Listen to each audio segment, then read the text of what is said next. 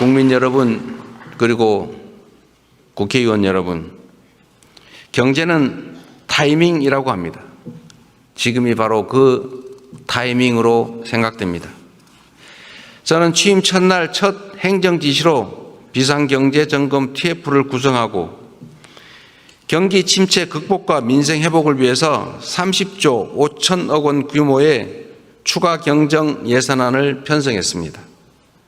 신속한 추경 편성과 속도감 있는 집행으로 우리 경제, 특히 내수 시장에 활력을 불어넣는 것이 중요하다고 판단했습니다. 경기 회복의 골든타임을 놓치지 않도록 국회에 적극적인 협조를 부탁드리면서 추가 경정 예산안 세부 내용을 설명드리겠습니다. 첫째, 심각한 내수 침체에 대응하기 위해 소비 진작 예산 11조 3천억 원을 편성했습니다. 약 13조 원 규모의 민생 회복 소비 쿠폰을 편성해서 소비 여력을 보강하고 내수 시장 활성화를 지원하려고 합니다. 소비 쿠폰은 세금을 내시는 분을 포함해서 전 국민에게 보편 지급하되 취약계층과 인구 소멸 지역은 더 두터운 맞춤형 지원으로 편성했다는 말씀을 드립니다. 모든 국민들은 1인당 15만 원씩을 받으시되 형편과 지역에 따라 최대 52만 원까지 지원하게 됩니다. 지역 경제에 숨을 불어넣기 위해 지역사랑 상품권에 6천억 원 국비를 추가 투입해서 할인율을 인상하고 발행 규모를 8조 원 추가로 확대했다는 말씀을 드립니다.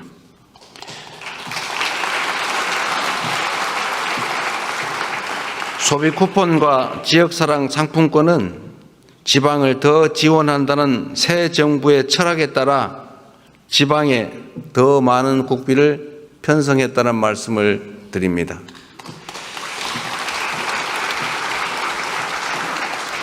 둘째, 경기 활성화를 위한 투자 촉진 예산 3조 9천억 원을 편성했습니다.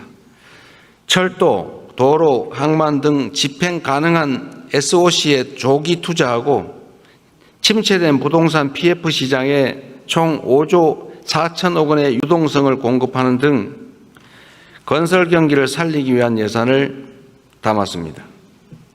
AI와 신재생 에너지 관련 투자를 확대하고 벤처 중소기업 모태펀드 출자 등 1조 3천억 원의 자금 지원으로 대한민국 성장 동력을 되살리고자 했다는 말씀을 드립니다.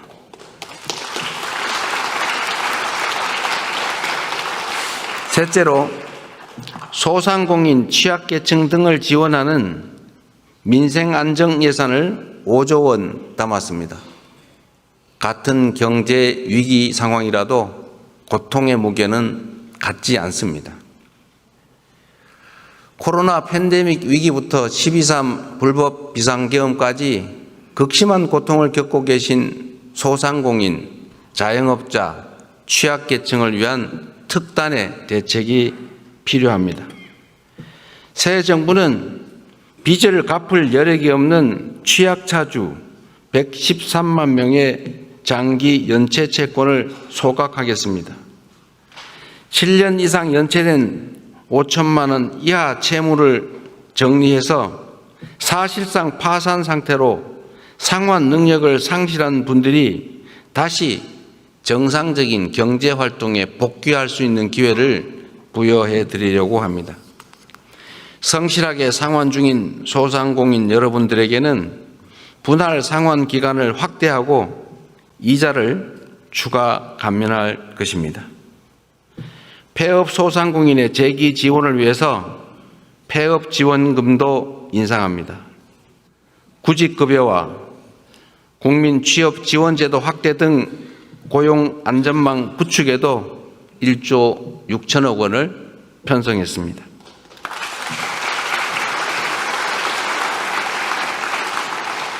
넷째, 10조 3천억 원 규모의 세입 경정을 추진해서 재정 정상화의 시작을 알리겠습니다.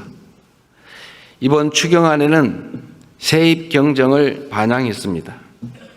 재정 안정성과 국회의 예산 심의 확정권을 존중하기 위한 것이라는 점을 말씀드립니다.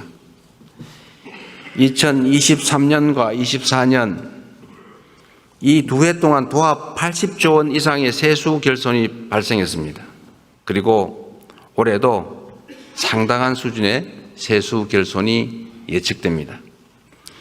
만약 세수 결손을 방치할 경우에 정부는 연말에 예산을 대규모 불용 처리할 수밖에 없게 됩니다. 이렇게 되면 정부가 예산을 계획만큼 지출하지 못할 뿐 아니라 지방재정 지원도 줄어들게 됩니다. 이는 사실상의 긴축재정 운용으로 민생과 경기 회복의 걸림돌이 될 수밖에 없습니다. 새 정부는 변칙과 편법이 아닌 투명하고 책임 있는 재정 정책을 펼치려고 합니다. 추경안에 세입 경정을 반영해서 이미 편성한 예산이라 해도 필요한 사업만을 적재적소에 집행하려 하는 것입니다.